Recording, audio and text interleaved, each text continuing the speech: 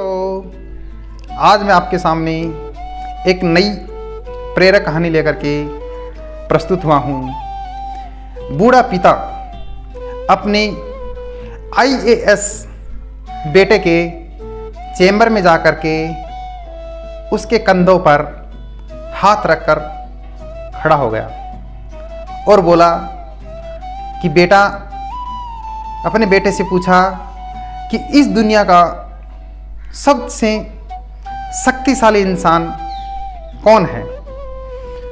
पुत्र ने पिता को बड़े ही प्यार से हंसते हुए बोले कि पिताजी, मेरे अलावा इस दुनिया में शक्तिशाली व्यक्ति और कोई नहीं है।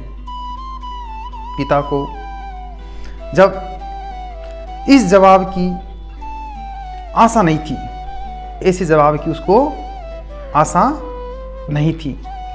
उसे विश्वास था कि उसका बेटा गर्व से कहेगा कि पिताजी, इस दुनिया के सबसे शक्तिशाली इंसान आप हैं, जिन्होंने मुझे इतना योग्य बनाया है।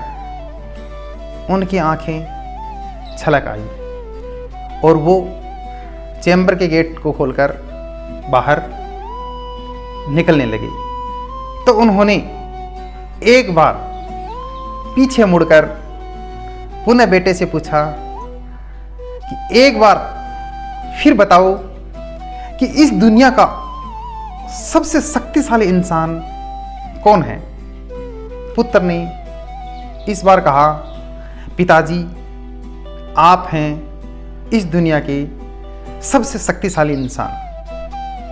पिताजी यह सुनकर आश्चर्यचकित हो गए।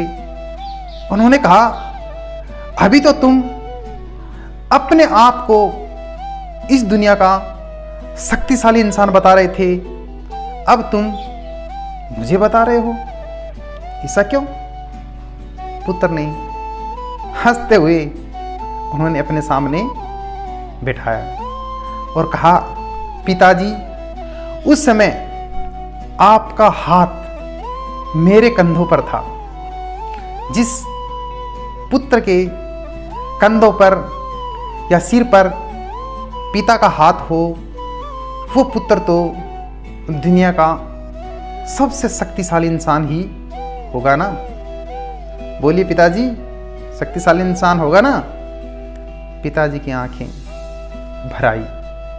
उन्होंने अपने पुत्र को और कस के अपने गले लगा लिया।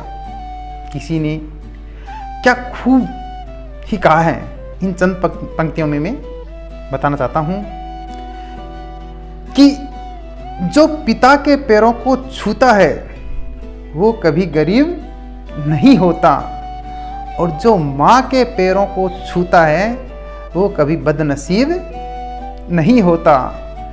जो भाई के पैरों को छूता है वो कभी गमहीन नहीं होता। जो बहन के पैरों को छूता है वो कभी चरित्रहीन नहीं होता, और जो गुरु के पैरों को छूता है उस जैसा कोई खुश नसीब नहीं होता।